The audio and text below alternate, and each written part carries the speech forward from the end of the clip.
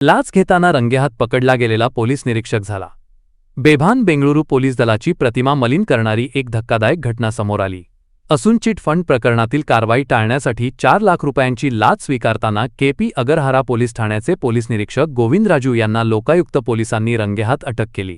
बुधवारी सायंकाळी चामराजपेठ येथील सीएआर मैदानावर ही नाट्यमय कारवाई करण्यात आली।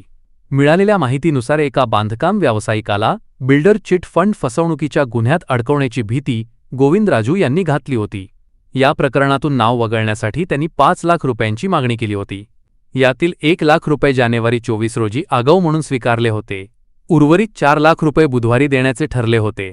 मात्र करारदाराने लाच देण्याऐवजी लोकायुक्तांकडे धाव घेतली आणि या भ्रष्ट अधिकाऱ्याचा बुरखा टवटवीतपणे फाडला।